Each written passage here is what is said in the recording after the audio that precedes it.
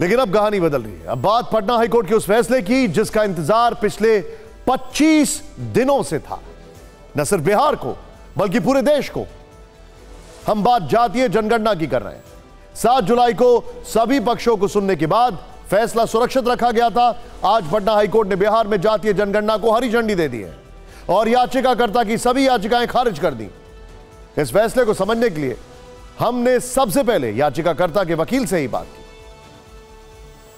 पटना उच्च न्यायालय ने क्या फैसला सुनाया है दीनू कुमार जी? हाईकोर्ट ने एक लाइन में कहा कि रीट याचिका खारिज कर रहे हैं, लेकिन इस जजमेंट के अगेंस्ट मेरे वकील सुप्रीम कोर्ट में जाएंगे। तो इस फैसले के बाद क्या ये कहा जाएगा अब बिहार में जातीय जनगणना होगी? निश्चित रूप से जजमेंट का हम देख के ही बताएंगे, लेकिन रिजेक्ट हो जाने का मतलब है कि सरकार का निर्णय सही था, इसलिए कास्ट बेस्ड सर्वे जो बाकी बचा वो करेंगे। वो पहली नजर में इस फैसले से 4 बातें क्लियर हैं। बिहार में जातीय जनगणना फिर से शुरू होगी। अभी तक लगी रोक को हाईकोर्ट ने हटाने का आदेश दिया है। याचिकाकर्ता इस मामले में सुप्रीम कोर्ट जाएंगे। इसके साथ ही नीतीश तेजस्वी की सरकार ने राहत की सांस ली। हालांकि इस आदेश के कई पहलू हैं जिसमें राजनीति बहुत अहम है।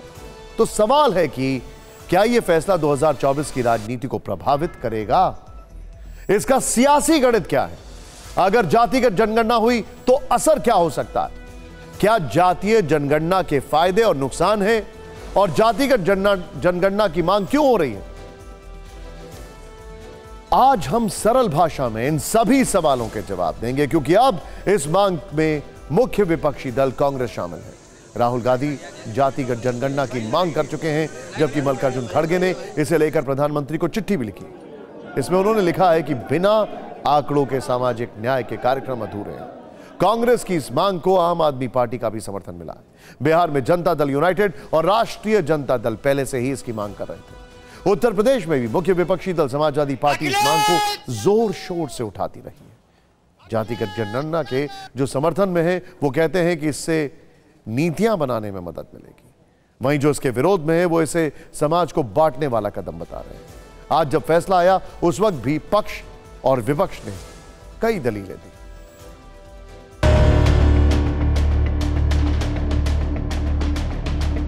सिर्फ फैसला नहीं है, गरीबों के पक्ष में ये फैसला है। अब गरीबों के रास्ते राह खुलेंगे। व्यक्तिगत गणना करने से कोई फायदा नहीं होगा जब तक समाज के उस अत्यंत गरीब और ऐसे लोगों को लाभ नहीं मिलेगा। केवल ये बड़े भाई और छोटे भाई विशेला दांत वाले को केवल मिले तो इसका लाभ उस सर्वेक्षण कराने से कुछ भी नहीं मिलेगा। बीजेपी के लोग जो हैं अब पूरी तरीके से हताश है, क्योंकि जो कोर्ट का जो निर्णय आया है इस पे महागठबंधन सरकार का जो निर्णय है उस पे मोहर लगाने का काम किया। ऑर्डर पर टीका टिप्पणी करने वाले से पूछिए जिनके नियत में खोट है। हम तो जातीय जनगणना का समर्थन किए हैं, न्यायालय के निर्णय का हमेशा सम्मान किए हैं। जब हम नीति बनाएं तो जो पीछे हैं उनको जब तक हम आगे नहीं लाएंगे तब तक हम कैसे विकसित राज्य बनाएंगे? तो इश्यूज डिफरेंट हैं। गणना करना अच्छी बात है, आप करिए, लेकिन माननीय नरेंद्र भाई मोदी जी ने बिना किसी जाति देखे हुए 60 योजनाएं चलाई हैं जो गरीबों के कल्याण के लिए। यकीनन सभी पक्षों की अपनी दलीलें हैं, तर्क हैं, लेकिन जातिगत जनगणना कराने के पक्ष में तर्क है कि 1951 से SC ST जातियों का डेटा जारी होता है, लेकिन OBC और दूसरी जातियों के आंकड़े नहीं आते हैं। इस कारण OBC की सही आबादी का अनुमान लगाना मुश्किल है। हालांकि मंडल आयोग ने OBC आबादी का जो अनुमान लगाया था उसका आधार 1931 की जनगणना ही थी। मंडल आयोग की सिफारिश पर ही OBC को 27% आरक्षण दिया जाता है। जानकारों के एक पक्ष का भी कहना है कि SC ST को जो आरक्षण मिलता है उसका आधार उनकी आबादी, लेकिन OBC के आरक्षण का कोई लेटेस्ट डेटा या आधार है ही नहीं।